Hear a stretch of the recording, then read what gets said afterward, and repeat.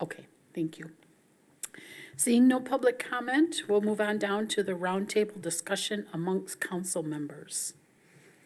Does anybody have anything they'd like to discuss that's not already on the agenda? Because we've got a couple of big items on the agenda. Bill, do you have anything? I do, but I'm not gonna say anything. I'll wait until the next meeting. I'll let you have it. All right. Just kidding. Dave, do you have anything? Okay. Delora? Mike? Raja? Nope. Oh, okay then. We'll move right on. Down to number 4, discussion regarding an agreement with the Allegan Conservation District regarding the community garden. Joel, you gonna take this? Yeah, very quickly, I don't know if there's gonna be a lot of discussion on this or not, but the city staff is working with the Conservation District to enter into a contract with them, which council will have to approve, to make improvements to 448 Trowbridge Street. This is the existing community garden. The city started that community garden back in 2015, I believe it was, 2016, before my arrival. In the short 6 or 7 years of its existence, the city managed it for a couple years. Then the Allegan Alternative High School, when it was in existence, managed it for a couple years. And the Lions Club most recently managed it. I would say, from my perspective, it never really got off the ground. It's always been just kind of limping along with different community groups trying to make it work. Last fall, the Conservation District reached out to the city and said they'd be interested in taking over that site, reprogramming it, making lots of improvements to it to make it more of an educational site, an outdoor learning site for the programs that they provide to the community. We had a conversation with the Conservation District and the Public Spaces Commission, I believe it was in November or December, regarding this item. The Public Spaces Commission said, yeah, we're in favor of this. Conservation District then said, what's next? I go, well, we need to develop a contract. You guys can draw up a schematic design of the improvements you would like to make. In your packet was a report from staff, as well as the contract. What you see on the screen is a summary of what's expected in the contract or expected of the work to be done by the Conservation District. This is very heavy on their end to deliver at the site. The city, more or less, we're just agreeing to allow them to have access, allow them to improve it as shown in that conceptual plan, and then the city will provide water. Right now we have not a well. We have a spigot out there right now, and we're going to allow them to continue to use that for their information. If you look at that square right there, they're making improvements with a pergola, a small shed, 2 raised garden beds for demonstrations, and natural habitat, I think is the word they used with me earlier today. A metal sound barrier to try to kind of buffer some of the sound from M40, M89 right there. So personally, I'm super excited about this. Whenever a community group wants to take over something and run with it from a grassroots perspective, I think that's a great way for a city to operate. And I think they've come forward with a pretty neat plan, to try to make this happen. We have 2 representatives here that can come and speak at the podium if council has, questions. As with all contracts, what we try to do when we contract with the local agency is I need council to kind of agree in concept that this is a good direction. They'll take it to their board, they will execute it on their end, and then it'll come back to council, and you'll execute it after they sign off on it. That stops any of the midpoint negotiations and stuff like that. Thank you, Joel. I was at the Public Spaces meeting when you guys spoke, and I think it's an awesome idea. That garden has not been taken care of well. It gets planted and not harvest, and the weeds kind of overtake everything. So that corner's been kind of not that organizations haven't tried, and we appreciate the people that have tried, but I'm really excited about it. I think it's a great idea, so. I'd love to hear a little more detail about what's happening, because I wasn't at the public spaces meeting. Sure. So could you guys give us a little? So I think the main concept here, I'm Brian Talsma, the Executive Director for the Allegan Conservation District. And I'm Raquel Stahl. I am on the Board of Directors. Yeah. So the concept here is to use it as sort of a learning space for a number of our projects. We do a lot of work trying to get people to plant native plants, pollinator habitat, so we want people to see how that can be a more formal design instead of something that might, people think is more weedy thinking. And then including those sort of raised beds for home gardening sorts of demonstrations, but that wouldn't be sort of the principal purpose, I guess, of the Sure, site. yeah, that would be more of a workshop area to be able to Yeah. show what others can do at home, sort of thing. Yeah, so the main idea here is to have a number of permanent plantings that could be viewed. We might rotate through different things in each of those beds, but they would largely be planted year-round to more ornamental native varieties. Perennial, so, they would grow themselves and help maintain that sort of thing. Yeah. Very exciting. Yeah. Any other questions? Lots of pollinators. We hope so. That's our goal. Yeah. Get them out there doing what they like to do. Just random question. A random question. Will you guys be doing any milkweed or anything for the monarchs or anything like that? Yeah, That would probably be part of it, yeah. nice, good. Love to hear that, all of that. I don't have any questions, but I'm in agreement with everyone that's spoken. I think this is a fantastic idea. That space has been utilized, and I know it had the best of intentions when it was the community garden. As the mayor mentioned, though, it hasn't necessarily taken off like we had hoped. I love the idea of workshops at that space and to see people coming down to learn about the native gardening or home gardening is really a great idea. So thank you so much for coming forward with it. Yeah. I'm in full support. Thanks for the opportunity. Okay. All right. Thank you very much. So this will, Excited. the plan is they'll be taking this to their March board meeting, more than likely. And then once their board agrees to the contract, they authorize Brian to sign it, it will be coming back to the city council for your full execution. One thing I should just let you know, the way the contract is set up, it's not really strict. It kind of gives them free rein to kind of, learn and live with this space. I will have some authority, if they need help, moving stuff, if they need a DPW crew to go out there and, pick up a fence or something like that, we're gonna be, we're gonna be in partnership of this. They're gonna be the face and up front, and we'll be, in the far back and just be cheerleaders and step up as needed. But you might see a DPW truck there once in a while if they need help. So I want to be clear on that part. Okay, perfect. That's a great idea. Next on the agenda, we have the review of the revised chapters from the City of Allegan Code of Ordinances. Joel? All right, so what we'd like to do is start sharing with you some, what we feel are draft changes to our Code of Ordinances. As you will recall, last year, a subcommittee of City Council was assembled. They met weekly, I believe it was, to review all 30 chapters of our Code of Ordinances. They made, a handful of recommended changes to each of the chapters. Some chapters were more in-depth than others.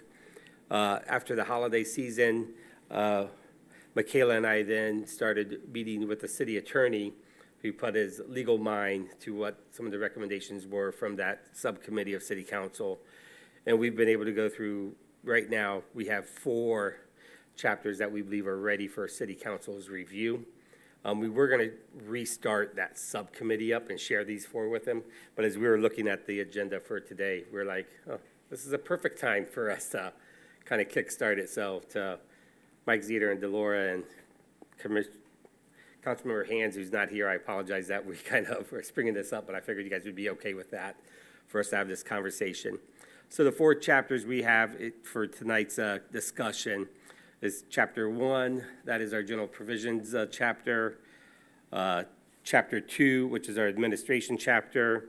Chapter 4, which is our liquor chapter, and Chapter 6, which is our animal chapter. So for Chapter 1, general provisions, what you received in your packet was a document that summarizes the changes. This summary was put together by our city attorney. Then the second document was a clean version, and then the third document, if needed, was a red line version. So for Chapter 1, which is our general admissions, or general provisions chapter in our Code of Ordinances, we really had to take care of some housekeeping stuff, such as replace the references to the 1947 charter with 1988. Our charter is 1988. That was the last time the citizens of Allegan voted on it, so we can't reference 1947 in our Code of Ordinances. We worded definitions in a manner consistent with the way definitions are provided in state statutes. We eliminated unnecessary, potentially problematic rules of construction from sections 1-2, and Nick has recommended we repeal section 1-3 in its entirety for the same reason. These are all recommendations from the city attorney, so if Mike and the lawyer are like, huh? You're not throwing too far off. We had to clarify that editor's notes that are added by the codifying service, such as municode.com, are not part of the adopted text, but cross-references. We substantially shortened the list of provisions saved from repeal by specifying that all uncodified ordinances remain in full force and effect when not inconsistent with the adopted code. So as we go through this and we adopt certain ordinances, we're not, outlawing or, throwing out, the baby with the bathwater in this case. We removed outdated references to the preparation of a supplement, which referred to a paper supplement to a printed copy of the code. The city now posts its ordinances online, so we don't have a paper copy sitting here. It is, the code is stored online. And by here, I mean at City Hall. And then we provide new language that designates most offenses are municipal civil infractions unless the code specifically designates them as criminal misdemeanors. This is consistent with modern trends in local government across the country. So a lot of old ordinances, if you violated it, it was a misdemeanor. It was criminal. And that just doesn't make sense to say if you don't cut your lawn grass, you're a criminal. So we came, so we're following that trend and making it most of them all civil infractions, which are not criminal, so it doesn't go on your record kind of thing. You have to go in front of a judge. You can go in front of a magistrate or, your municipal civil infractions bureau. So those are the changes that we have to Chapter 1 for the general provision as a summary of it. The clean version and the red line version were in your packet. This was more of a simple one for us to go through, and it's kind of like just boilerplate language. Is there any questions or concerns that you need us to talk about in regards to Chapter 1? I think the fines are too low. So the fines, that can be found in Section 1-11. Yep. Section C. Correct. If no such fine is provided, the applicable fine shall be $50 for a first violation, $150 for a second violation, and $300 or third for a subsequent violation. Talk amongst yourself. Where did those come from? So those are current fines that are typical throughout the current ordinances in the different chapters. And Our ordinances. yes, that we have throughout different chapters. And then those are also, typical fines that I see in other ordinances, other cities' codes, so. To me, a fine should be a fine. It should be, $50 is nothing anymore. Depends on who you're talking to. Well, that's true. I understand that part. But I know of a case right now that young man just said, I don't care. $50, I'll pay it. He'd pay the 100, he'd pay the 300. Because it's still gonna be less money than what he had to do anyways. So, what are we gonna charge him? 5,000? No. So, what are we gonna do? Don't be. I know, so, now we're be working on, facetious. we're finding a middle spot. Much, yeah. Like 2, 4, 750. So, Those are still harsh enough, but yet someone is able to pay that.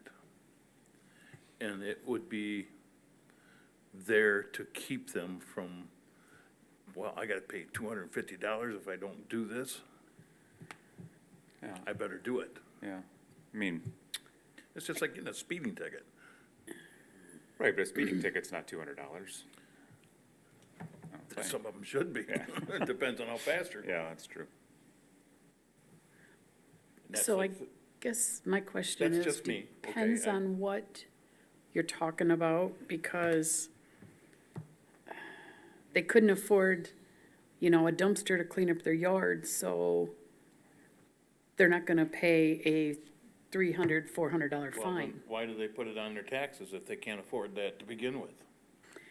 You're But robbing Peter what to I'm pay saying, Paul. yeah, but if you fine them, you're taking that fine money that maybe they would go get a dumpster to clean up the yard. Teresa, no, that's my feeling, that's $200 isn't gonna get them a dumpster. That's what I'm saying. If they're spending that $200 on a fine, they're not gonna have the money to get a dumpster anyway. I don't see where you're So- coming from, but that's okay. Okay, If they can't afford the $50, they aren't gonna get a dumpster either. right, so why complicate matters? It's to be a fine, not a slap on the hand. So the 50, hopefully, is the slap on the hand to get people's attention, and then it goes up fairly quickly from there, right? Up to 150. And then after that's 300, so I mean, it gets fairly substantial fairly quickly. I mean, I don't know about you, $300 is a lot of money. I don't wanna, I mean, I can afford $50, I still don't wanna get fined $50, and I'm gonna try to avoid None that. of us do. but Yeah, In the case like I'm telling you, that this guy said, what are they gonna do? Fine me $50? Big deal. yeah, so I mean, we can't build our ordinances around this guy with a bad attitude. I mean, I want you to keep track of that, what you just said, told me, all right, because that's gonna come back and haunt you on something else. yeah, all right, That's just my feeling, yeah. okay? And if you wanna keep it at 50, that's fine. I just feel that it's not enough. It's not a fine per se. It's, to me, it's not. If it was more, I think that would, okay, you're gonna get fined $100 if you don't mow that lawn. Okay, well, shoot, okay, I'll mow the lawn. I get $50, okay, I'll pay the kid to do it then. You know, either way, they're gonna, I don't understand what you have against it. That's not, to me, a high amount of money. Yeah, but to a lot of people, it is, that's my point. And I know, I mean, there's people that $50 is a lot of money. I understand that. But the dumpster thing that they're talking about, they put that on their taxes, Yeah, okay, and they can't afford that. So, I mean, it's a catch-22. yeah. It's true, and I don't know, I don't have the answer to that, unfortunately. What we can do is That's my opinion, but the amount of the fines is typical to what I've seen in other places. What we can do is we can reach out to other cities and we'll come back with a list of what other cities charge. Just for some clarification, when we do send someone a letter and they have, if it's junk in the front yard and they have to clean it up, it's a two-step process. One is we do give them a coupon to use our dumpsters at the DPW, so they can go dump their trash there. Our goal is not to punish. Our goal is code compliance. And so that has really been successful for us in the code compliance. I mean, do we have repeat offenders? Yeah. I mean, you only have to read about, the cyclical nature of poverty and generational poverty, and just how that is just a continued, thing. I don't know the case you're talking about. I mean, I would like to have a conversation with that individual, just to have a conversation about that, with that individual, to learn more about his situation, why he felt fine, with that response. I told them about it. Yeah, remind me later, because I don't remember that one that well. So we can go ahead and reach out to other cities and see what they're at, but this is really similar. I just hopped onto the state law because we referenced that public act, and unfortunately, I just don't have the time to read through, 300 pages of this public act to see those fines might be established under state law too. So we'll do some research and come back to you with some information, but these were the fines that were in the original ordinance, and we just carried them forward, if my memory serves me correctly. Mike and Dolores, is that what you remember when we talked about fines? Yeah, I remember having the conversation about whether we felt they were fair at this point and to keep them, and we had decided as a committee to keep them, the subcommittee. I understand what you're saying, though, Bill. I mean, if they've been in effect for decades at the same level, I would be interested to see where other municipalities are. I don't want to As go. one person said in here, that, it was 30 years ago that we did this. We won't mention any names, Roger, but it needs to be addressed, I think. Say, I'd like to see what other communities are at and to Yeah. see if we're kind of at that level. I don't want it to be too prohibitive. I could see maybe starting at 100 and going up from there, but that's just my opinion. I see there's a 90-day imprisonment for violations that are misdemeanors. Is that new? Is that in the red line version? Yeah, right here. They took One, 1.3. What section are you on, Dave, if you don't mind me asking? 111, the one Bill was talking about. Okay, What's letter B now? yep, Penalty of a misdemeanor not exceed $500 or imprisonment not exceeding 90 days. That's a misdemeanor, yeah. That would be a misdemeanor through the court system. Yep. If it went to the courts. Is that new to the ordinance? so 111, B. so that would have fell under, should be a fine not exceeding $500. so on the Not exceeding 90. red line section, Oh, the news part. okay, that would have fell under section Yeah, I see it 1-13. now. We're good. Okay, I you see good? it, thank you. No problem, thank you. All right, so that was chapter 1. Chapter 2 is our administration. Thank you. This is correct apparent typos in the list of level 1 violations of the ethics ordinance, provide more flexibility in the timing of council member training, following the election or appointment, raise the city manager's purchasing authority from a minimum of $5,000 to $10,000 per item or service. That was a recommendation, or that was a discussion point at the subcommittee level.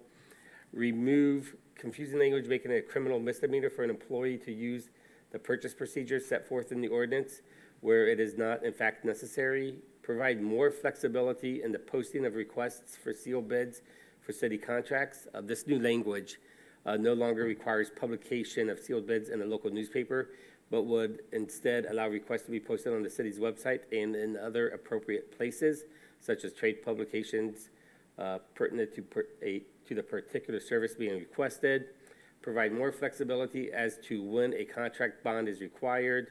Allow purchases from council-approved vendors even when the item being purchased is not a routine item or service. Repeal outdated language regarding the disposition of unclaimed property and replace with a reference to the Uniform Unclaimed Property Act of 1995. Remove the schedule of fines table, which is duplicative of the textual description of the standard fine amounts in Chapter 1, so what we just discussed.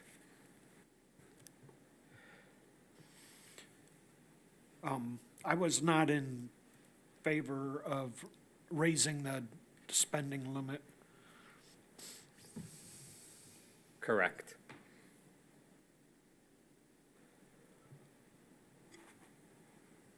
And just for clarification about the sealed bids in the paper, we had quite a discussion about that.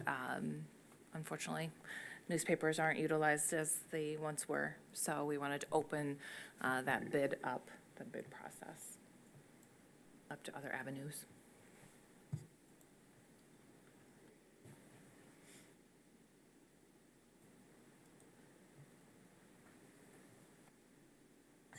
Is there any more discussion about moving the manager's purchasing authorization from 10,000 to 10,000? I know we had this discussion before. I was comfortable with that amount being raised.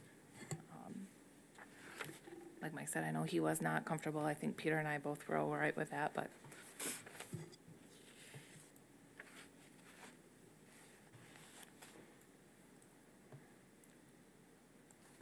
Okay, there's more discussion.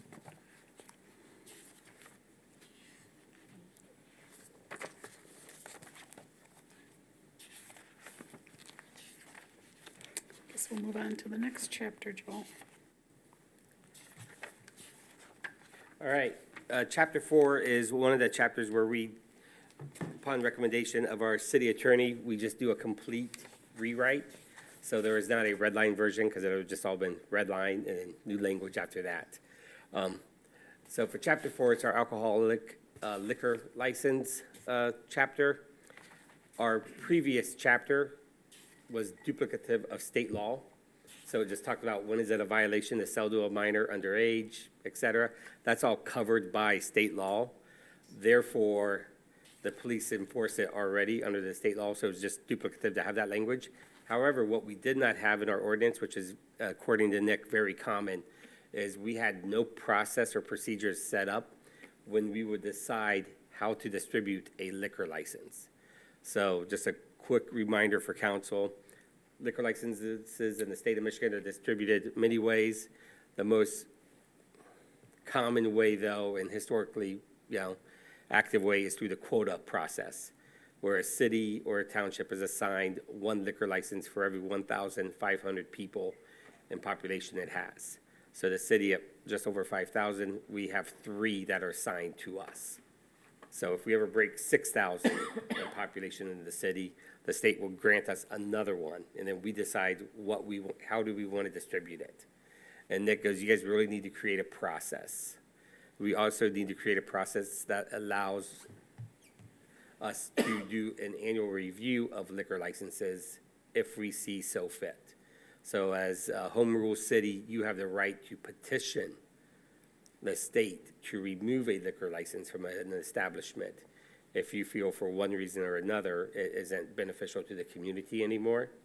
And you really should have a process, established for that.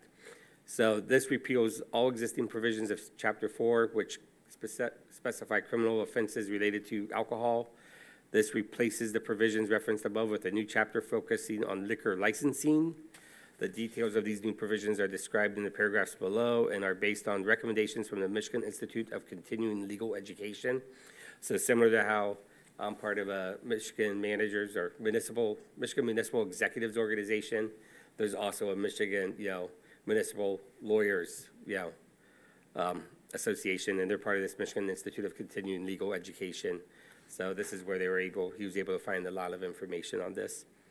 Specify particular situations in which business owners would be required to apply to the city council in connection with a liquor license. City council approval will be required for a new license for on-premise consumption or transfer of a license, and any applicant seeking to relocate an existing licensed premise or expand the physical structure of an existing licensee's premises by more than 500 square feet or 10%. Provide that microbrewers, brew pubs, winemakers, and on-site premises consumption requires city council approval. These are all fairly new types of available licenses. That's why Nick believes we should put this in our ordinance. Specify that materials required to be submitted with a liquor license application and provide specific criteria for the review and approval of applications. The current ordinance doesn't provide any detail as to city council is supposed to review liquor license, which could make the denial of any request difficult to defend in court if challenged. Provide that city has the authority but is not required to conduct annual reviews of the liquor license locations, and provide comprehensive criteria for the renovation or suspension of liquor license. So the goal there is to, again, just, clean up how we approach, the distribution, the approval, or, petition of the MLCC if we would like to have one removed from the area. Joel, just a quick question. So Yeah. this was essentially a rewrite that Nick had done based on Yeah. his knowledge and experience? Okay. This very much was a rewrite that Nick has done. Okay, and I just want to mention to full council and Mike, you probably remember, we ran across this quite often in our Code of Ordinances where it's just a repeat of state law. So we had, Chief Gibson sat in with us quite a bit and was like, this is not necessary to be in our Code of Ordinances because it's already something that's outlined at the state level. So you're going to hear that more often as these come through, that there was quite a few things that will probably be removed. It's just not necessary anymore. So as Joel said, this is an example of one of them, but there are quite a few others. You mean to have like a city ordinance when it's already a state? Okay. Okay, perfect, good. I reviewed this, I didn't see anything that popped out at me. And if Nick is comfortable with the language, then that's his bread and butter, so. Was there any discussion about how we would enforce some of these new rules? There's like a license review that's done annually, and there's processes for revoking licenses. This is the first we're seeing it, because it was a complete rewrite by Nick, so we didn't have any discussion about that.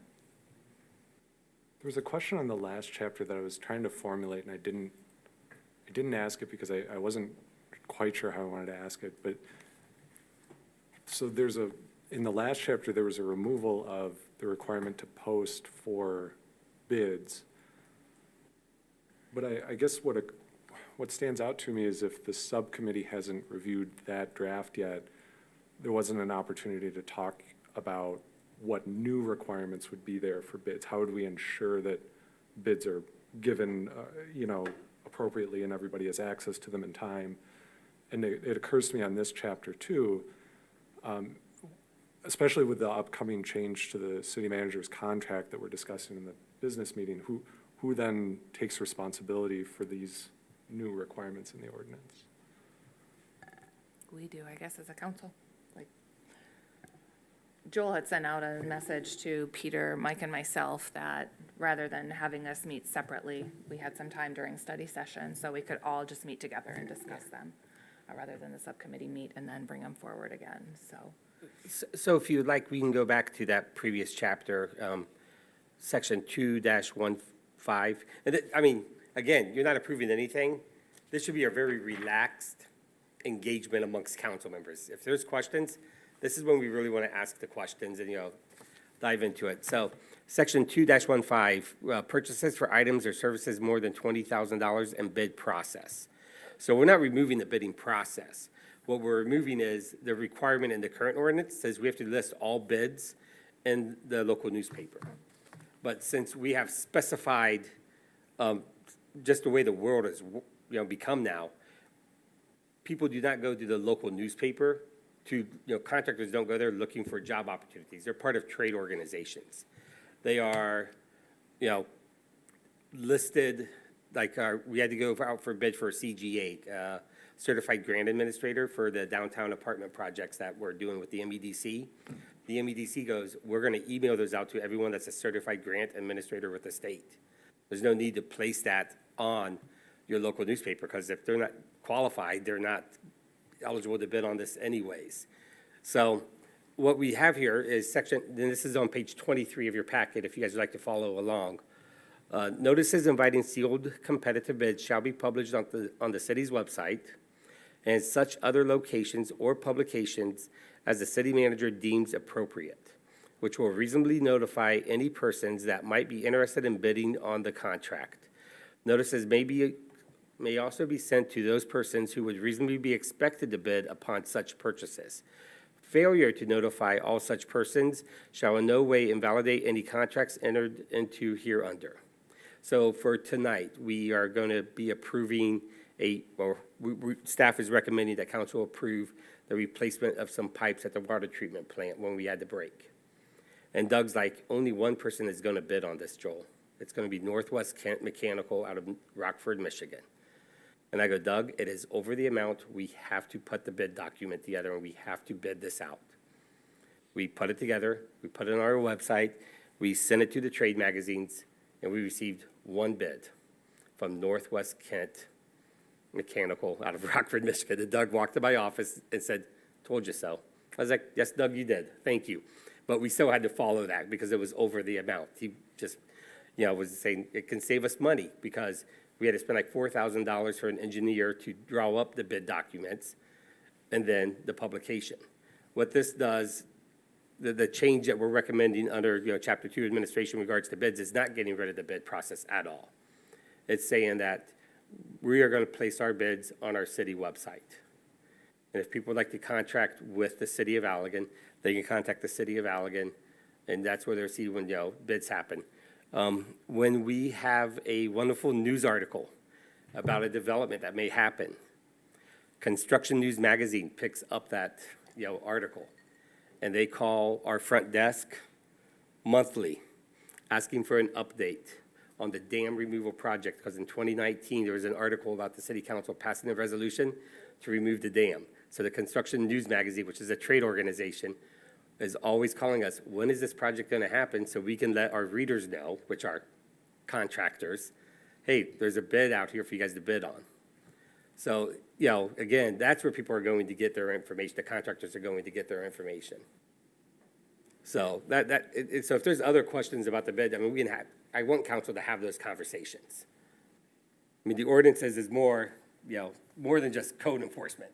Our 30 chapters covers how we do business as a city, how we operate as a city. So, and that's why we're giving these chapters to you, hopefully in groups of 4 or 5, so you have time to really review and ask. You're not even going to be asked to schedule a first reading on this tonight. We are only sharing this during the study session so we can start that conversation and that review. So you have, weeks to, digest it yourself and ask questions. The one question I got so far is find out what the, fines are from various communities so we can be comfortable that it's an appropriate fine. So it may not be the fine that some of you want it to be, but at least we'll have that benchmark, so when you make a decision, what kind of, game we're playing with our fine system. So again, if you have questions, please ask.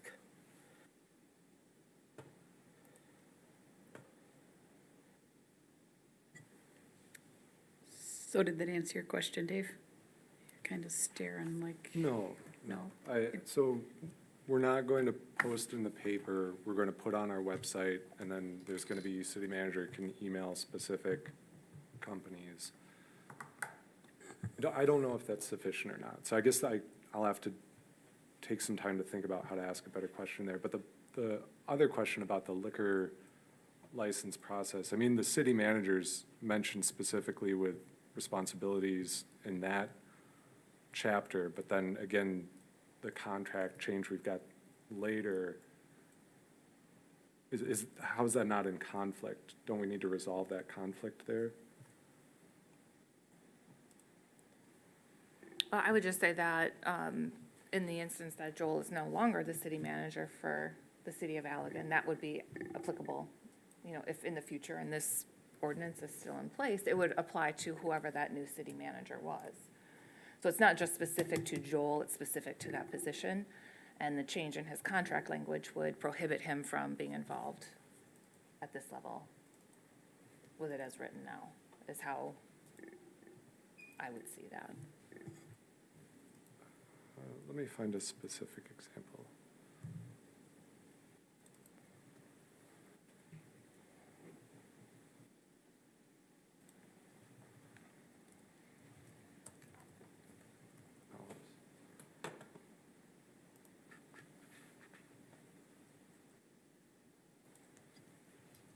So Joel, is there a designee that's appointed? Like with that change in the contract, would there be a designee who would handle in your stead the liquor So license issues? what section are you, Dave, are you referencing in the new liquor ordinance?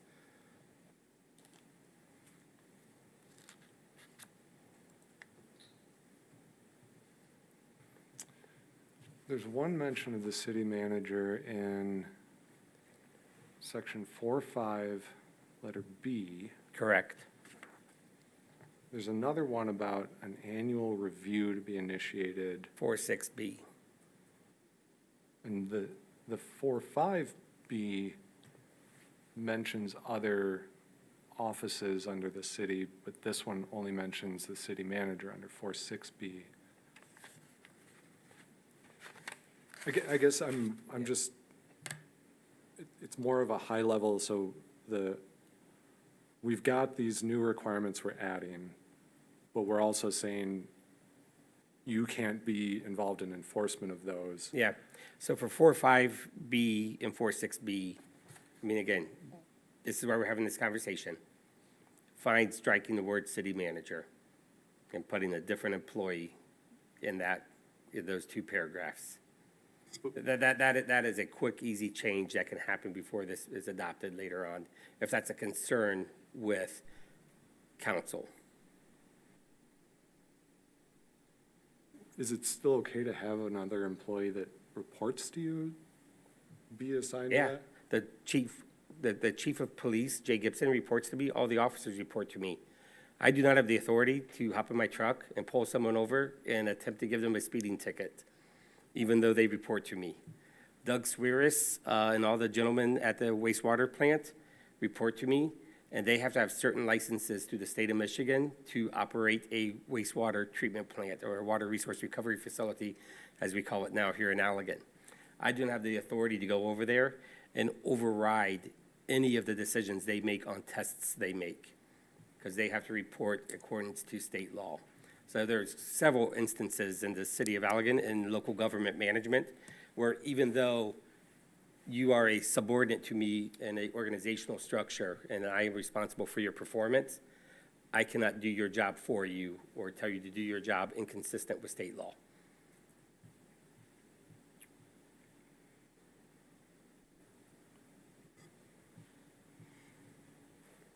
Personally, I'm not concerned with having the term city manager in there because, like I said, this ordinance is, until we would change it again. At some point in the future, the last ordinance review was done 30-some years ago, we think. So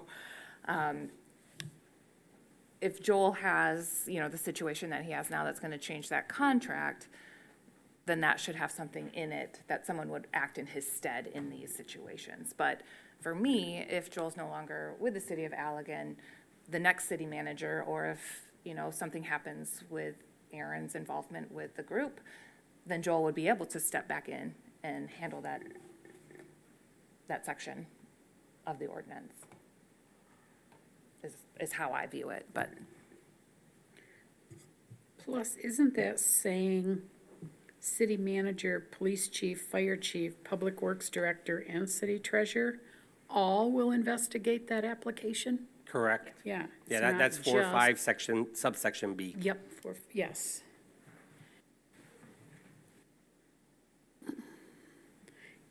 And then the findings will come before city council anyway, right? Yep.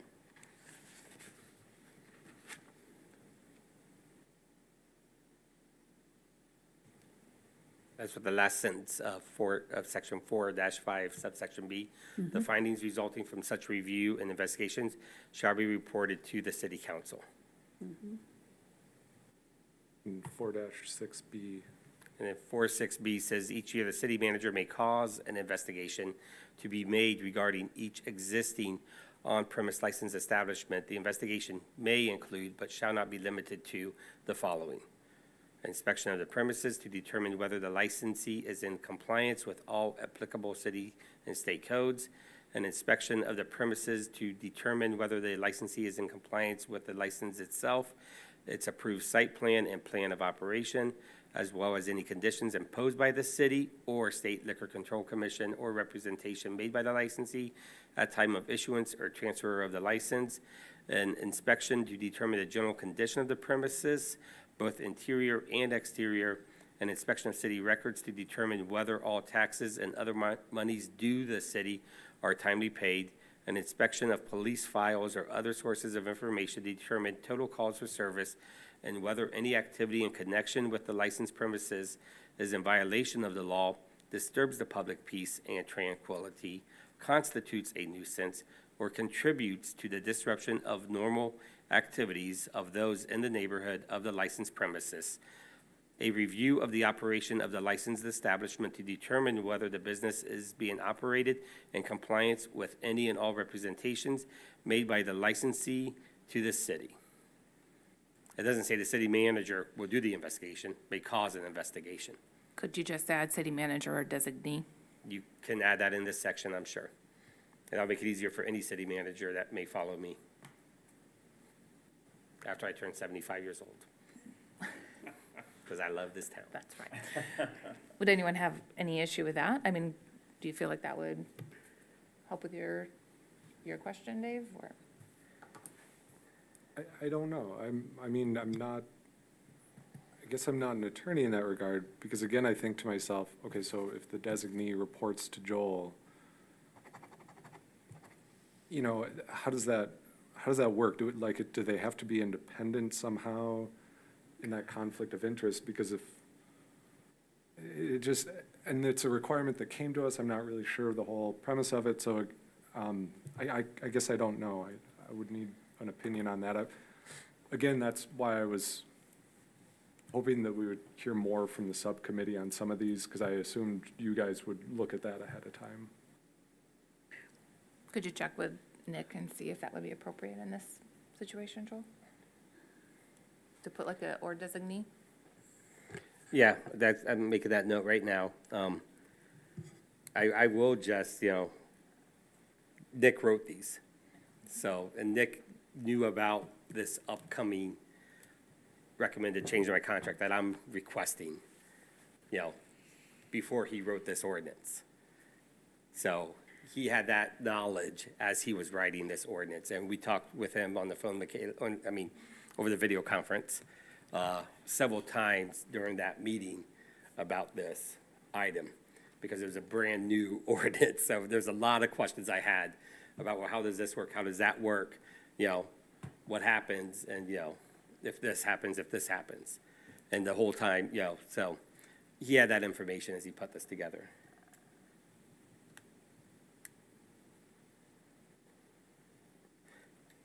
But I can run that scenario by him about city manager or designee.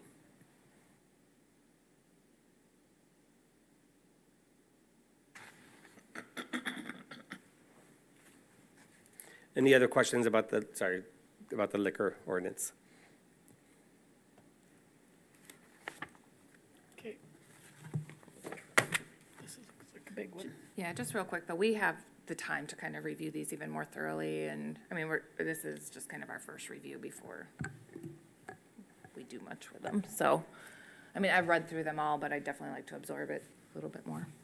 And I think it's a good idea to get them to council this early to look at.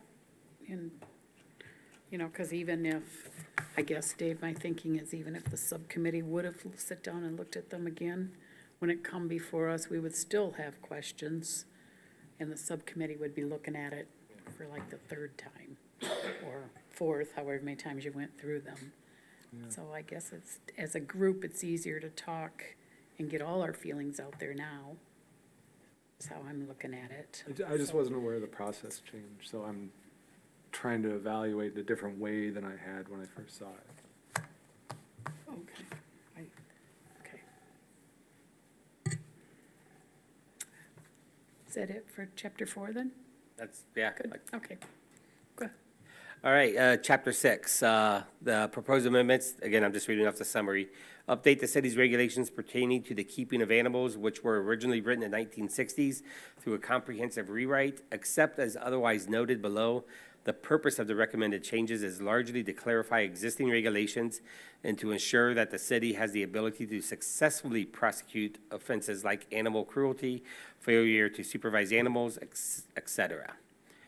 Provide new definitions based on the best practices from other communities. These definitions are intended to help clearly define the type of conduct that is and is not prohibited under the ordinance. The definition of reasonable control of an animal is particularly important in that it generally requires dogs and cats to be on leashes when outside the property of the owner or the property of someone else who specifically granted permission for them to remain unleashed. All other animals to be confined indoors or in cages or vehicles when being transported from place to place. It provides that dogs and cats are the only domestic animals that may be kept outside at residential premises. Provide that dogs and cats and other common domestic animals like small birds, small mammals, or small reptiles may be kept indoors at residential premises. Provide consistent with current regulations that no more than 3 domestic animals may be kept at a single premise. No more than 3 domestic animals may be kept at a single premise. Provide that up to 4 chickens may be kept outdoors in a chicken coop, subject to the terms and conditions of a permit issued by the city clerk.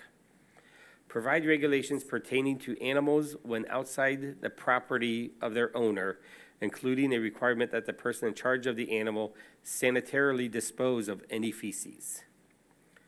Prohibit various forms of animal cruelty and specify that the violations of those provisions are municipal civil infractions.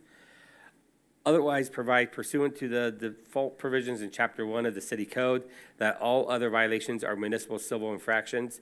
Provisions constituting municipal civil infractions would include keeping an animal, making unreasonable noise, permitting animals to destroy the property of others, etc. Provide standards and procedures for impounding animals consistent with the current city practices. And that is the end of the summary.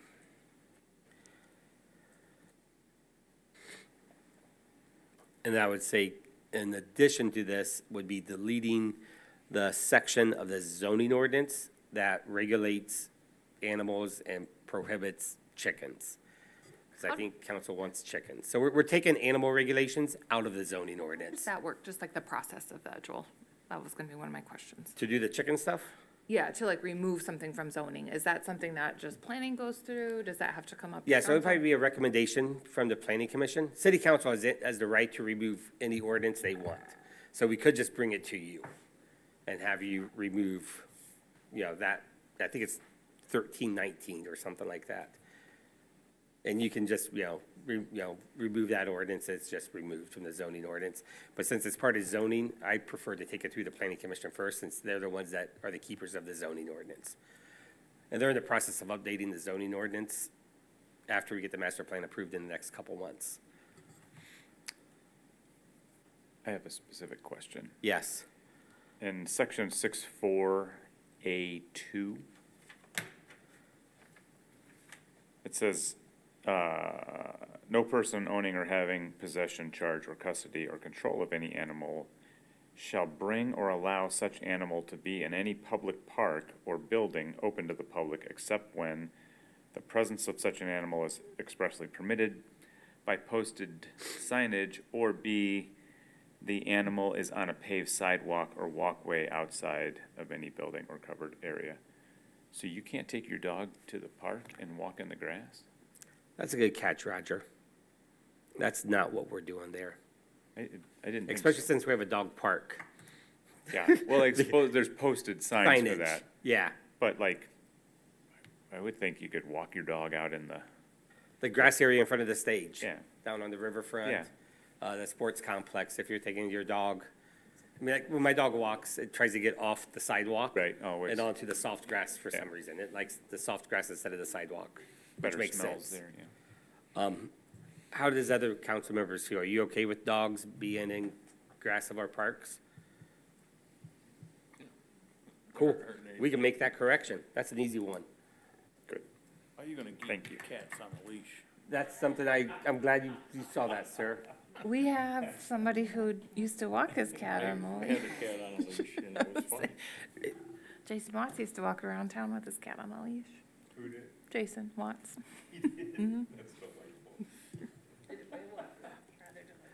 Now you're gonna keep them in your yard. Do you guys remember what section the cat on the leash? Sounds like a song. It is a song if you remove. Place the dogs were at. 61C has reasonable control of an animal. Yeah, thank you.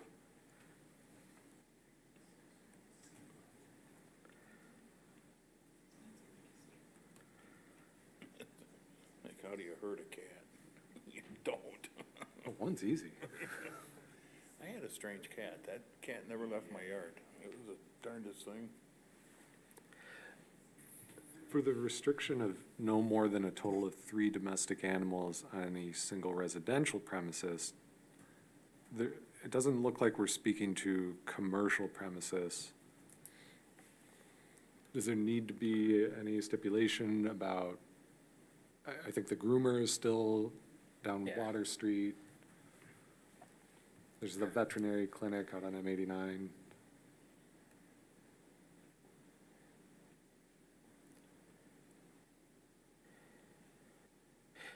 So I'll reach out to Nick. In my history of 20-some years of being around zoning ordinances and administrative ordinances, which this is, when we talk about keeping of animals, we've never talked about the difference between commercial and residential. It's always just been residential, the personal keeping. We've never had, exclusions for veterinarian clinics or, kennels or groomers, as you mentioned. That's handled under like land use, isn't it? Anyway, That's typically handled under land use for zoning. But I don't know why we can't just put a simple paragraph, this section applies to the personal, I don't want to use the word use, but the personal holding of animals and not commercial uses for animals. We can add something like that. I'll talk to Nick about that.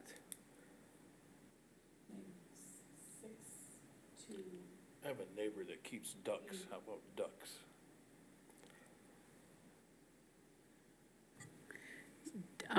One moment. 6.2 what? 6.2B, chickens may kept on the owner's residential. Good catch. May be.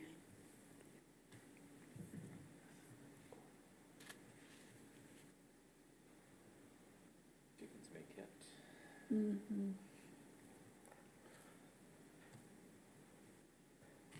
How did we land on 4 chickens? It actually goes up to 6, I think, based on property By size. size. That size of Yeah. lot. Joel, section, Well, I don't know if we're Just getting real into. quick, okay. 6.2B is a typo, right? Yes, Chickens may may be be. kept. Okay, I just want to make sure my notes are correct. Yep. All right, and then Dave, to answer your question, I believe that was the proposed ordinance that was shared by the individual that approached council when she came in with a handful, or the couple came in with a handful of ordinances. But it goes 4, 5, and 6, I believe, based on the size of your property, your lot. I see that now under 621A, but I Yep. also see 621B, looks like the 621A ends with roosters are prohibited. 621B says the keeping of roosters is prohibited. Which I mean, they're not in Right. conflict, but It's, yeah, Oh, yeah. could take that off the end of A, or it just, So 621 and A ends roosters are prohibited, and 620, 1B says the keeping of roosters is prohibited. okay. So just remove B or Yep, we can remove that. or take it off the end of A, whichever works. We'll do that, we'll take it off the end of A. Have to read. We won't have to renumber it. Section, it should be 612, it says section 412, but I don't know if we're getting into like typo parts. You know what, we gotta do it eventually, so I'd say Okay. yeah, and we have time. So it's the duty to report dangerous and rabid animals, it's listed as section 412, but it should be 612. Look at that. See, now we're getting somewhere.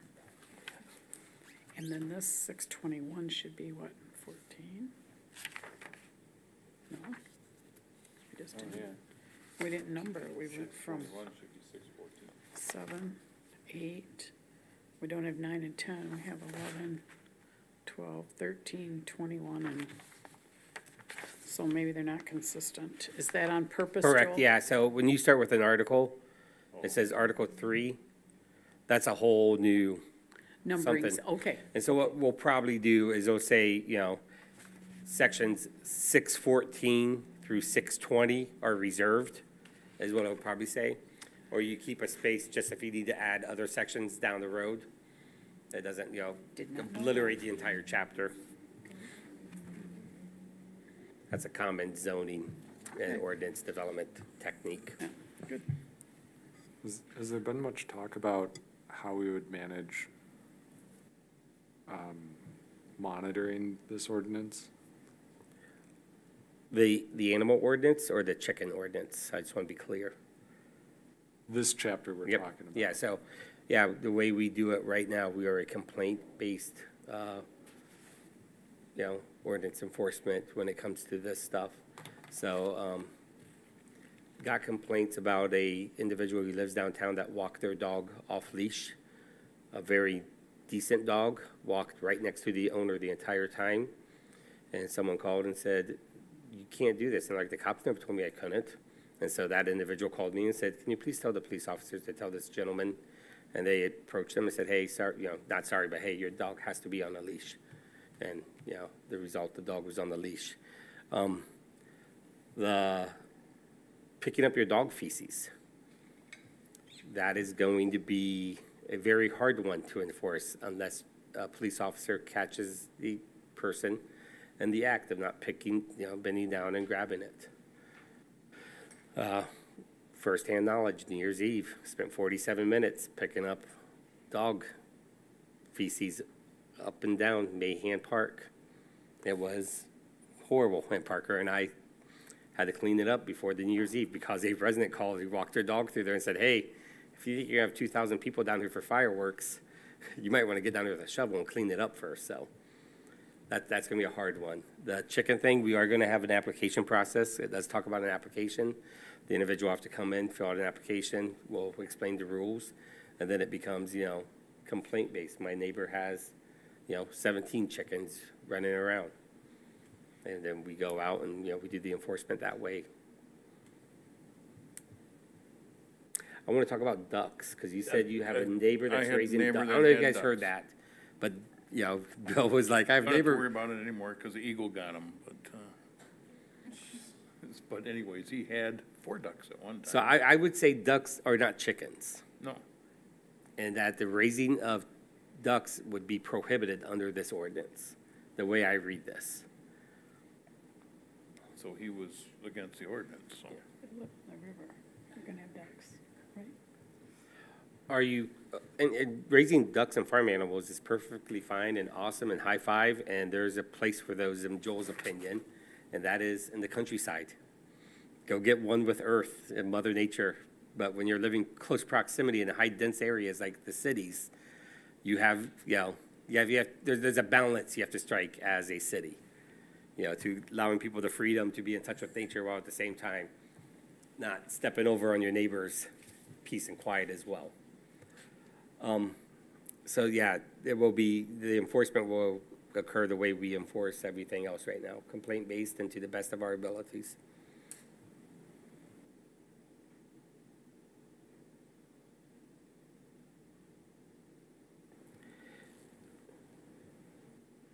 Any other questions?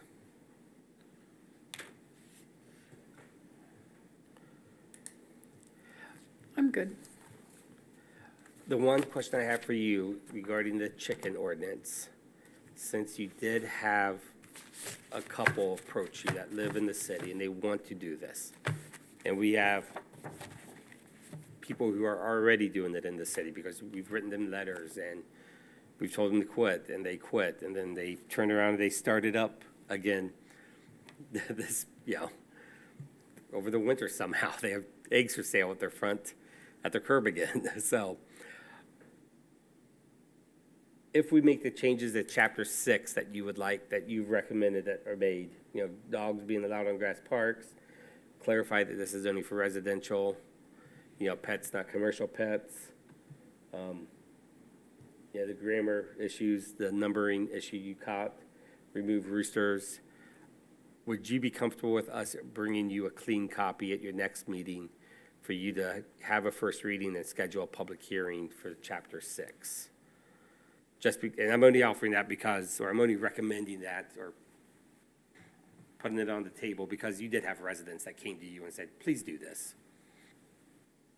I would be comfortable with that. Elizabeth had reached out to me via email to see what the timing was going to be for this. So I think if council is comfortable with the way that it's written, I would be happy to entertain it and get the public hearing scheduled. Yeah, I mean, the only, springtime, Yeah. chickens, that people need to get yeah, working on it if they're gonna have them. yep, I'm same. I'd be glad to entertain it. okay. Me as well. All right, we'll put that on our next meeting for a first reading, chapter 6 with the recommended changes. And remember, it's a two-step process. There's a first reading and a second reading, so if you still have some questions leading into the first reading, we can still make those amendments, between the first reading and the second reading. So And then the wait after it's, then there's a 21-day, and that's more than enough time, I think, for Michaela and I to type up a one-page application with the rules. If we can't do that, then we have a problem on our side of the table. you might have one, but I don't think Michaela does. Yeah, you are correct. The problem will fall squarely on my shoulders. When you do the application, do they have the rules of Yeah. keeping those on it? Yep, that's exactly how we'll do it. You'll have all the rules. The rules are simple enough that I think we can make it a one-page application on front, rules on back. Okay, anything else on the ordinances?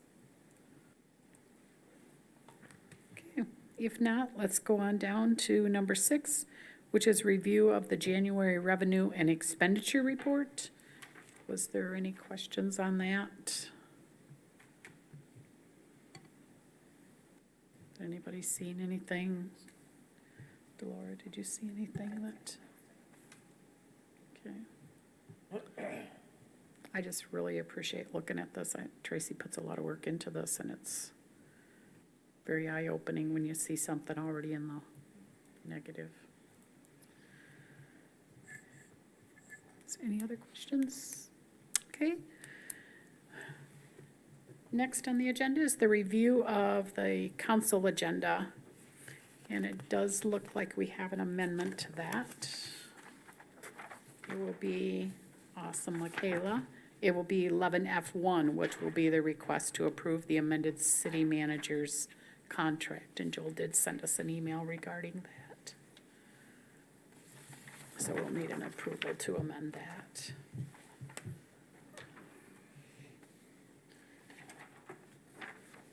And we also Peter Hance is not feeling well, so we'll need to excuse him from our meeting. Is there anything else that we need to discuss at study session? Staff, do you have anything else? I'll cover it right now. March 20th is at 11 a.m. is when we will be doing our groundbreaking for the downtown improvement project. We have some state reps coming in, some federal rep hopefully will be here as well. They aren't going to start construction again until April 3rd, but March 20th is what worked with Eric Nesbitt's office, and he was instrumental in getting us that $2 million for that project. You will be getting an email from me probably on Wednesday with the exact schedule, but since we confirmed today was March 20th, I wanted to share that with you tonight. At 11 a.m. 11 a.m. We are going to have it at where the Trowbridge Pedestrian Plaza is going to go, between Minnie's and the Region Arcade Showroom. In my opinion, that is probably the best area for a photo shoot. Minnie's, the owners have done but they've done a very good job of painting, and, that building is activated. The Region Arcade Showroom is activated. We have an insurance agent across Kitty Corner across the street, and then the Sassy Olive. So there's just some businesses that are occupied in that corner. So I figured for a photo shoot, you want that message, and that's one we can send from there. Okay. Good. All right. If there's nothing else, we will adjourn the meeting, the study session, and we will reconvene for the regular meeting at 7 o'clock.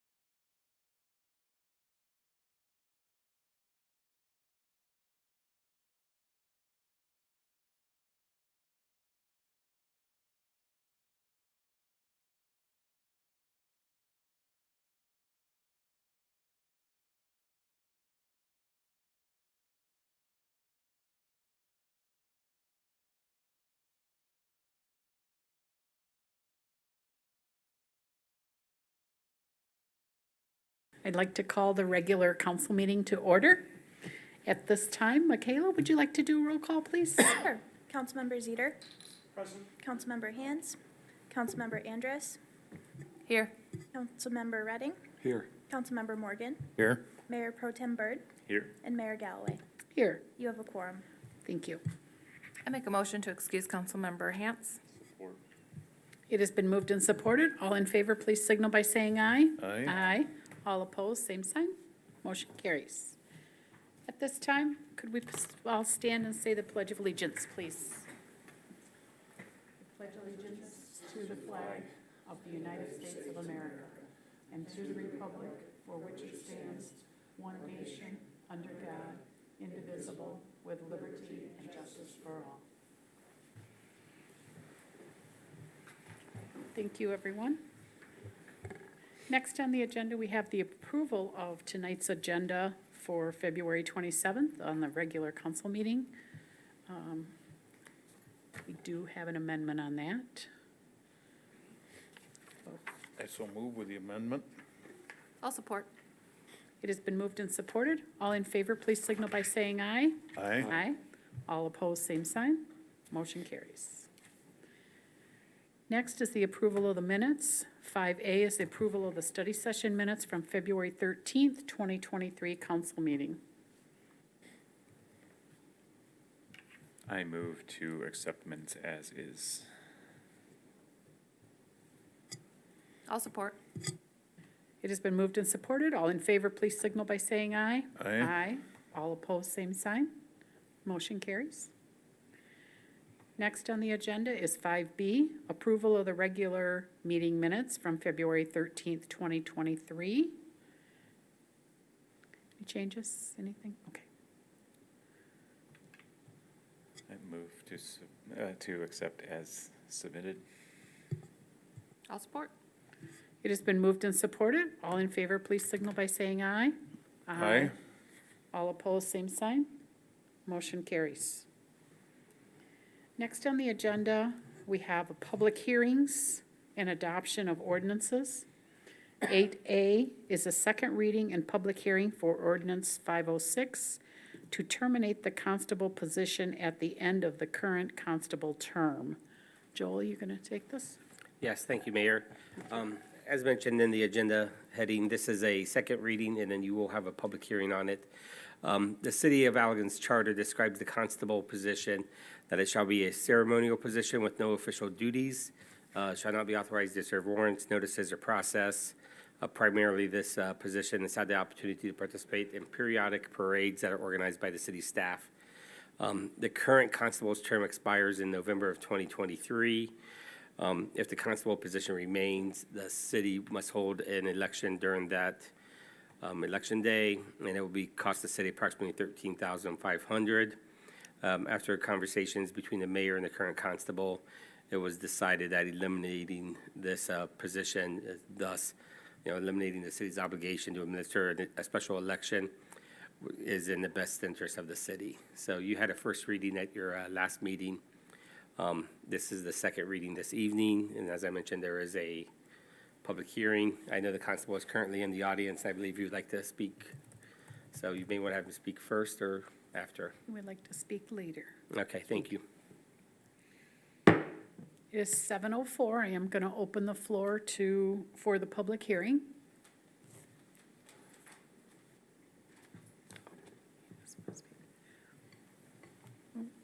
Okay.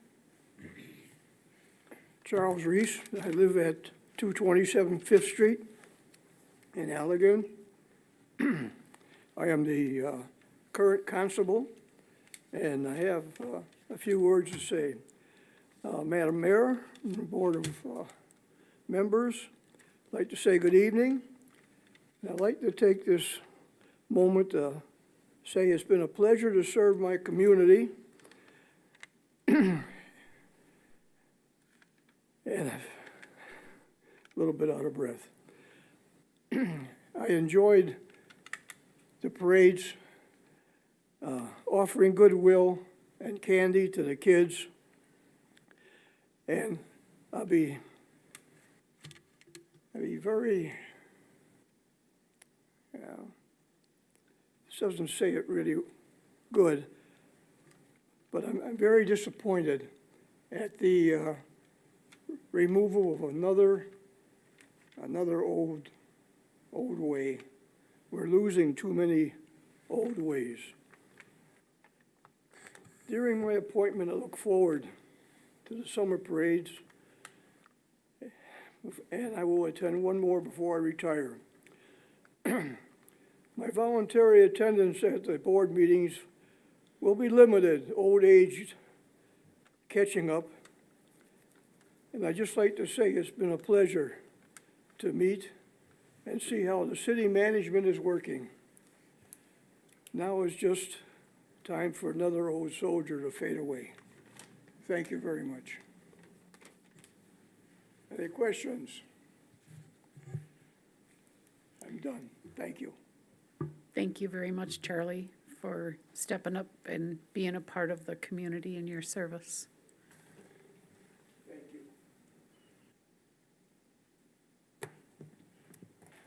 It is 7:06. I'm going to close the public hearing. We don't have to vote or nothing, right? Huh?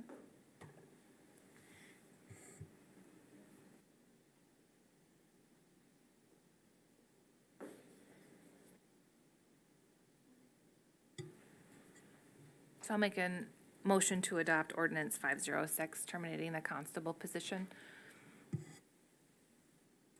Support.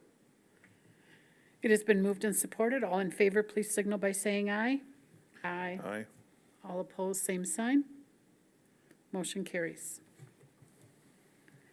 Next on the agenda, 8B, is a second reading and public hearing of Ordinance 507 to amend Chapter 29 of the Code of Ordinances. Joe? Thank you, Mayor. Yeah, this is, again, similar to the previous ordinance. This is the second reading, so there is a second reading tonight and a public hearing that is required. Ordinance 507 deals with our water section of our utilities ordinance. What we need to do is we need to establish that meter bypass piping shall only be allowed at life-saving institutions, and that there is no free service for services rendered by the water utility to any person, firm, or corporation, public or private, or public agency or institution, except for the purpose of extinguishing a fire. So this establishes our fire suppression connections. Fire suppression connections do pay a ready-to-serve fee to us, but they do not pay for the water and extinguishing the fire. Okay, so we currently have some of these, apparently. Doug, you want to approach the podium? Thank you. Yes. So we have, That should not be, Well- correct? there's two things. I believe you're talking about the meter bypass that yes, in putting, changing out the meter program that we've done over the last year, we found several buildings that had meter bypasses in them, ranging from residential to office buildings to bank buildings, and we found some of them being open. So, nothing in our ordinance specifically banned that, or, we couldn't do that, so we wanted to make it perfectly clear that meter bypasses are only allowed in life-saving institutions such as the hospital. Fresenius up in the industrial park, they use water with the dialysis machines. Institutions like that need to have water, should a meter somehow fail, they don't very often, but, to be able to bypass that in emergency. And then the other part is for fire suppression systems that, as Joel was explaining, fire suppression systems pay a readiness to serve fee based on the line coming in. We don't bill them for water that's used during firefighting, but, if they test the system, Perigo has a large holding tank. Periodically, they drain and fill that tank. That's a couple 100,000 gallons. So they typically fill it off of a well they have on site, but that's slow, so then they supplement using city water also. for testing purposes, we want to be able to bill whoever the establishment is for that water, because, I mean, it's testing, it's not for firefighting, you know. Firefighting, you know, I don't think it's right to charge them, but, you know, that's, Okay, so with that being said, these ones, if this ordinance passes, the ones that are bypassed, we will be able to do away with those? as we have seen them with our meter changes, we have already instructed them that they need to have a plumber remove that. And to my knowledge, all but one of them has been fixed at this point. Okay, all right. Thank you, Doug. Does anybody else have anything? Okay, so we will, it is 7:11. I will open the public hearing.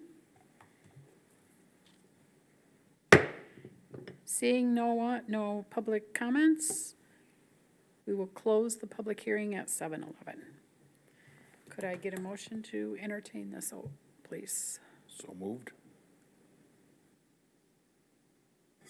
I'll support. It has been moved and supported. All in favor, please signal by saying aye. Aye. Aye. All opposed, same sign. Motion carries. Next on the agenda is public comment for anyone who has anything that is not on the agenda. Okay. Seeing no public comment, we will move on down to 11, which is reports from boards, commissions, and city offices. 11A is city boards, commissions, and area agencies. 11A1, planning commission from February 21st meeting. Roger's actually going to take this. Thank you, Mayor. So just very quickly, the Planning Commission discussed the HDC proposal changes, everything that's going on, just to kind of bring the Planning Commission up to speed, and to sort of get, I think, sort of test the barometer with them, and how they were feeling.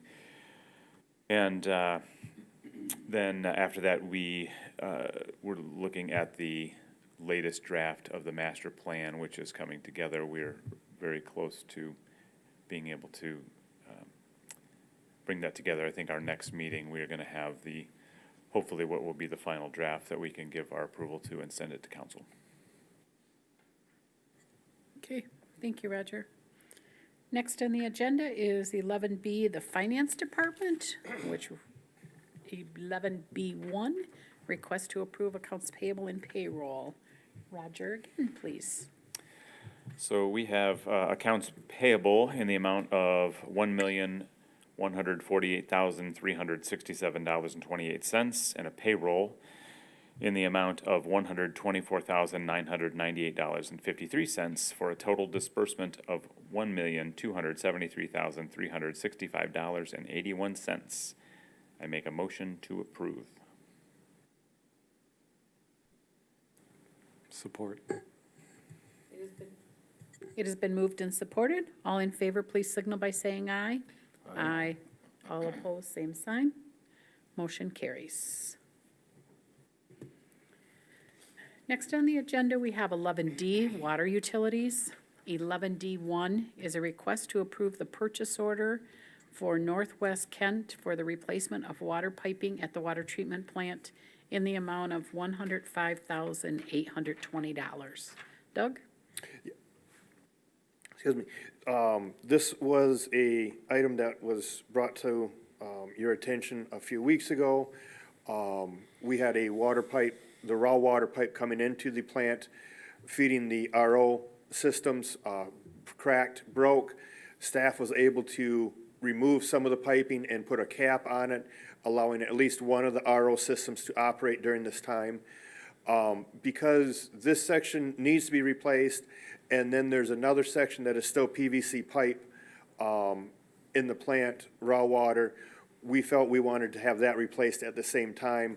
So we had this project put out for bid. Bids were open last week, Tuesday. One bid was received from Northwest Kent. prices are listed in the memo there. It was bid as two sections, one, the main pipe that broke, and then the second pipe that was, that's still intact, but talking with our plant manager, there are locations that it is leaking through joints. So it is our recommendation that that be replaced at this time also. It was bid out. It does require a budget adjustment. Checking with Tracy, there's plenty of money in the fund balance for a budget adjustment to this. Because it is pipe typically lasts over 50 years, it is not specifically identified in the asset management plan for repairs or replacement in 20 years. So again, that's why it's not identified in the asset management plan. There was no money really set aside in the asset management plan at this time. So unfortunately, the pipe has broken and we need to replace it. Thank you, Doug. Go ahead, Delora. Doug, do we know what caused that break? So this is actually the third break. There was two of them, two breaks in the PVC pipe shortly after the plant started. At that point, there was three different ideas going around: faulty pipe, faulty installation. I'm sorry, two reasons: faulty pipe, faulty installation. At that point, neither were proven or disproven. The pipes that broke right after installation, they were replaced with stainless steel pipe like we want to do now. At that 10 years ago, those were replaced. It was questioned if the rest of the piping should be replaced, and it went no further than that. Now we had another failure in the PVC pipe, and management's feeling is we just want to be rid of the PVC pipe that's on the raw water, the one that broke, and then the one that is still in place but does show signs of leaking. So to say how, because there were both radial around it and longitudinal cracks in the PVC, it's hard to say. You know, it could have been water hammer, but there should be no water hammer in that section of pipe because all the pumps that pump to that point are on VFDs, meaning slow start, slow deceleration in the pumps. It doesn't get cold in there, so it shouldn't freeze or crack. Again, you know, it could have been, you know, just faulty pipe that finally cracked and broke. Could have been misalignment from when it was installed 10, 12 years ago. Don't really know. You know, So we really don't know. so. Okay. And so, no, we just don't have any recourse, though, against the? Yeah. Okay. Do you know life expectancy of the new piping? The stainless, I would say forever, but it would definitely be 50 years or longer. Okay. You know, stainless, in that environment, it should not be corroding. Stainless doesn't corrode very fast. I can show you at the wastewater plant, stainless does corrode, but in that environment, it should virtually last as long as that plan is there. Okay, thank you. Any more questions for Doug? So I'll be honest, I had a bit of sticker shock when I saw the price. I saw that Wade Trim said that that was in line with Yep. expectations. Is the expense because it's stainless? Is that? Yes. Is that why it's so expensive? Yeah, so when the break initially happened, we had Northwest Kent actually come down and look at it because we weren't sure if we were gonna be able to fix it ourselves. So we got Northwest Kent down here that night. They looked at it. They were getting crews ready to come down here. They were trying to find parts for it. At that point, they actually priced it out for us in PVC, ductile iron, and stainless. PVC was definitely quite a bit cheaper. If I remember right, it was around $15,000 for the PVC replacement of just the one section that for stainless is $41,000. The ductile iron was only couple $1,000s, like $3,000 to $4,000 cheaper than the stainless. The issue with ductile is that does rust eventually. With the condensation that is created in the water plant, you could paint that pipe every year and it would still rust and drip on cause a mess in the plant. In addition to that, the weight of the ductile iron is way heavier than the PVC. The stainless pipe is can be a much thinner wall, and it's heavier than the PVC, but not by a whole lot. So being just a few $1,000s more than the ductile, it was decided that we should just go with the stainless. And is that the thinking just, we're gonna spend the money now, replace it, and not have to worry about it? Correct. And because we just had PVC crack. Unfortunately, I mean, talking with our engineer, he's not sure why the PVC has not lasted. I mean, this is the third break now in 10 to 12 years. He's designed other RO plants, PVC piping. He's like, down in Florida, all the plants are RO plants and they have all PVC piping. He's like, I don't know why it's failing here. But given that have had failures, his recommendation too is just put stainless back in there.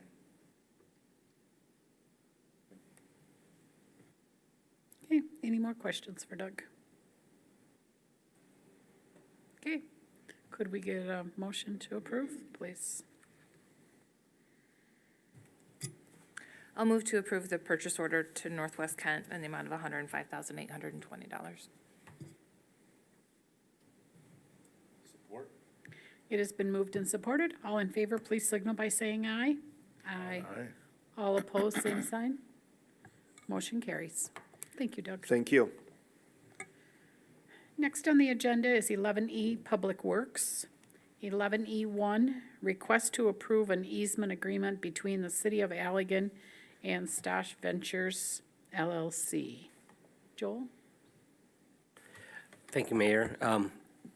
As you all know, in 2024, MDOT is going to be resurfacing M89 through the city.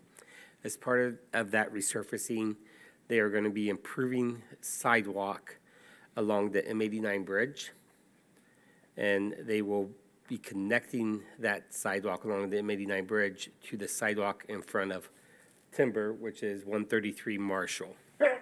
So part of that sidewalk in front of Timber and then next to it, Riverside Market, it will be on private property, and MDOT requires an easement for them to put public sidewalk on private property.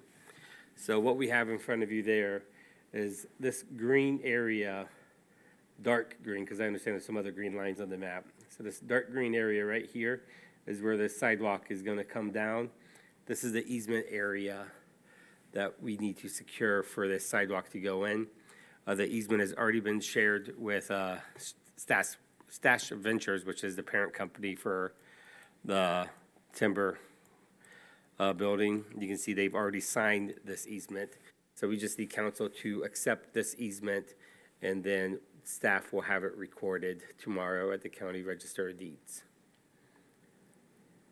This is all part of a plan of making Allegan more of a walkable community. Thank you, Joel. Is there any questions for Joel regarding this? Okay, can we get a motion, please? I'll make a motion to approve the easement with Stash, whatever they are, Timber, Stash Ventures, there it is. Easy for you to say. Yeah. I support. I lost it on here. It has been moved and supported. All in favor, please signal by saying aye. Aye. Aye. All opposed, same sign. Motion carries. Next on the agenda is 11E2, request to approve an easement agreement between the City of Allegan and Riverside Market. Thank you, Mayor. Similar to the previous agenda item, this is for the sidewalk easement that's highlighted in red in front of Riverside Market. This is also known as 131 Marshall Street.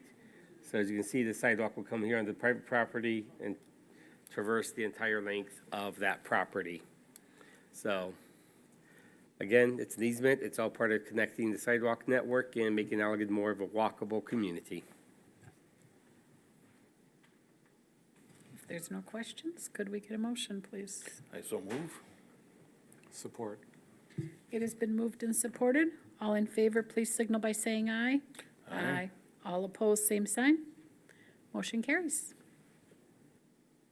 Next on the agenda is 11E3, request to approve a purchase order for Weingartz equipment for a Ventrac blower unit in the amount of $6,354.40. Joe?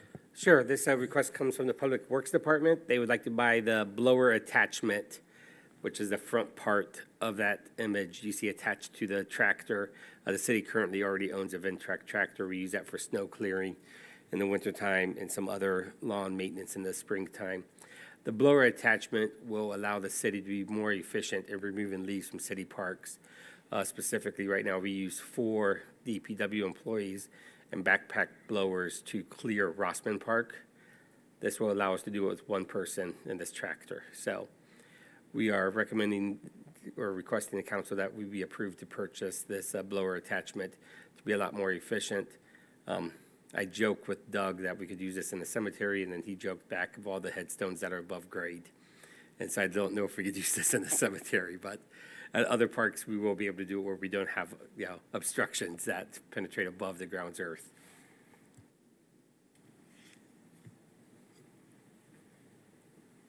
Any questions for Joel? I could use that at my house. I just noticed like in the report, it's like 12 months from order date, possibly? That's, Crazy, but yes. yeah, okay.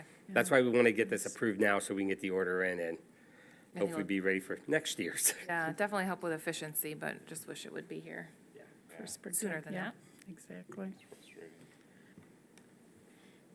Can we get a motion, please? I'll move to approve the purchase order for the Ventrac blower unit.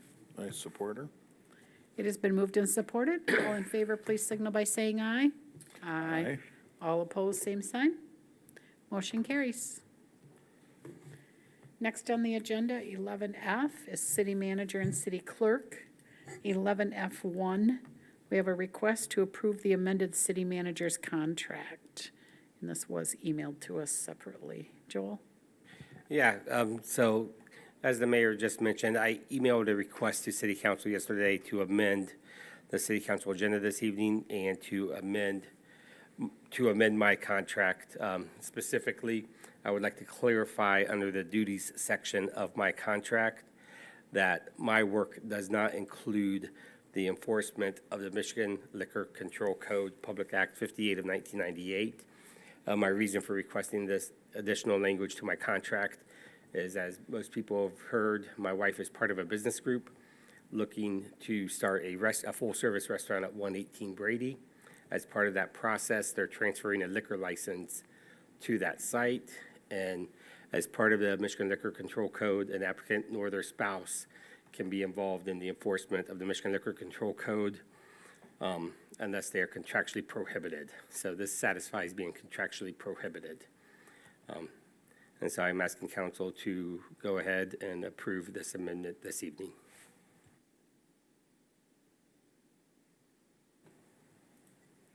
Does anybody have any questions for Joel? So by that language, Joel would still enforce the city's liquor control ordinance? What do you mean? City manager is not responsible for and is prohibited from enforcing the Michigan Liquor Control Code, Public Act 58 of 1998, as amended. It doesn't speak to the city's liquor ordinance. Is that, like we were discussing? Yeah, so earlier? this is a request from the city manager to have this language added.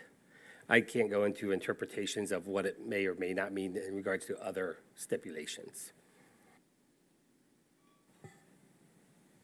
You're just satisfying the Michigan Liquor Control Board. We are satisfying what we believe needs to be satisfied in my contract, and it's a request from your city manager that council approve this amendment this evening.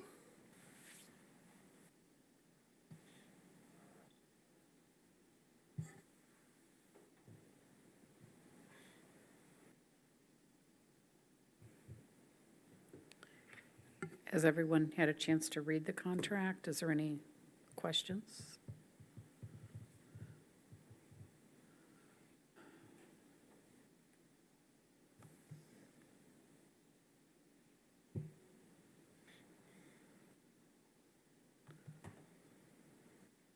So can we get a motion to approve? I'll make a motion to approve the city manager's amended contract.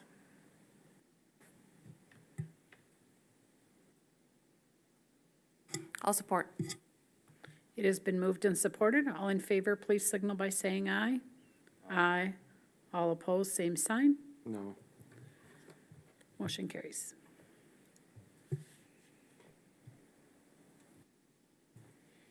Next on the agenda is communication from city manager, council, and mayor. Michaela, do you have anything this evening? Not tonight, thank you. Parker?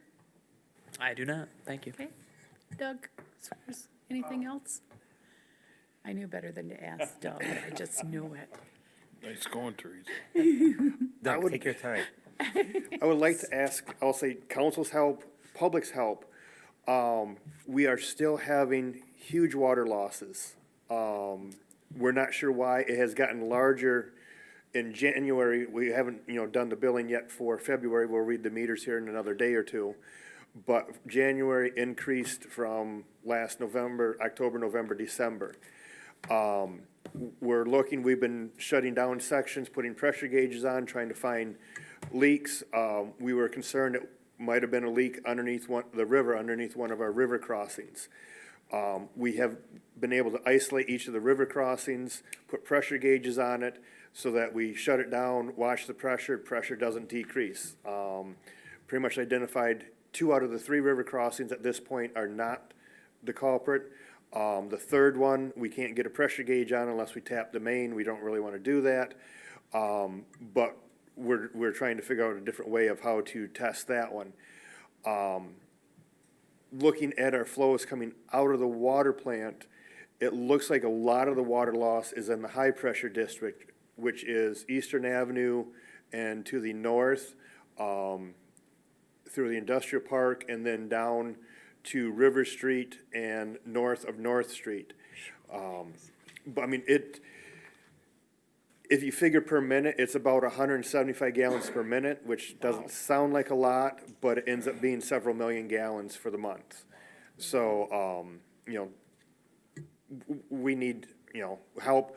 If we can't find it, we've already talked with Joel. We're researching companies that actually come in and, they set up equipment, listening equipment on water mains to try and detect where the leaks are. So, if we cannot find it here very soon, we will be contacting companies to get cost of and get someone in here to find the water leak for us. But right now, I mean, reason we're thinking, a river crossing is that much water, it should be surfacing somewhere, it should be noticeable, and it's not. So that's why we were concerned it might have been a river crossing. We were supposed to start looking at mains along Rossman Creek, Cook Creek, Cook Drain, this week. With all this rain today, it'd be pretty hard to tell if we have another 150, 175 gallons coming in there right now. But, we're continuing to look and monitor, so just wanted. What can we do to help, Doug? I mean, is there? If you see, obviously today, it's, I can't say if you see water on the ground, give us a call. There's water everywhere today. But if you see water, just the asphalt getting wet and nothing is wet around it, that's an indication that there's water seeping up from down below. In yards, if you see a puddle that seems to always be there, if it's bright and sunny out and there's a puddle there, that can be a leak. Again, at 150 gallons a minute, if it's coming up in a yard, it would be a fountain at this point, because it's been going on now for 4 months. So, we just need to find it. In addition, with the water plant, having a couple of the RO trains out of service, we're actually starting to push capacity of our one RO train. Is having to run longer and longer throughout a 24-hour period. There's a couple reasons we need to find other than just wasting water. So if you see anything, please let us know. Is that something that we could send direct to you and you know, copy Joel if need be or Yes, whatever. yeah, I but- would, You can send it We direct to could- Doug. Okay. all Yeah. right, Yep. okay, Okay. Oh, thank you, Doug. Joel, do you have anything else this evening? Just to let council know that I will be out of the office starting March 8th through March 13th, I believe it is. So, or March 14th. I won't be at your next meeting. I'll be in Arizona with my father, my wife, taking us some spring training baseball games. So we're looking forward to that time away. Nice. And then I did send an email before the meeting started. I believe only 3 of you have Chromebooks, but I wanted to verify that, and you all 3 responded. So that helps us with just understanding where our technology is as we move to this new IT managed, service provider. Okay, great. Thank you, Joel. Bill, do you have anything? Pardon me? Do you have anything this evening? No. Okay, Messed you up, didn't I? thank you. David, do you have anything? No, thank you. Thank you. Delora?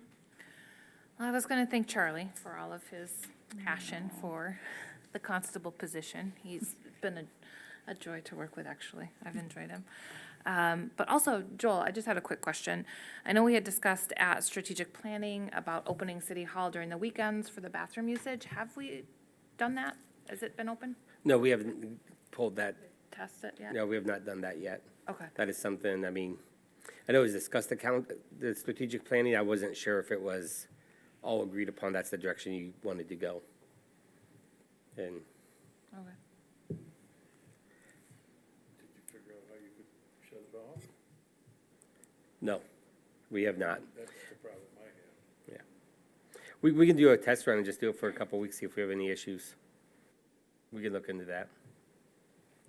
Maybe when it gets nicer out, when more people are walking in the social district, you think? Yeah, we can consider that.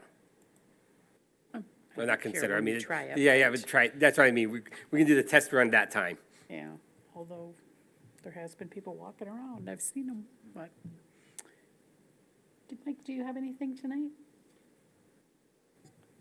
I do. A couple meetings ago, Al came and spoke, and he asked a few questions, and he has not gotten a reply back from city manager or the mayor or anybody. Is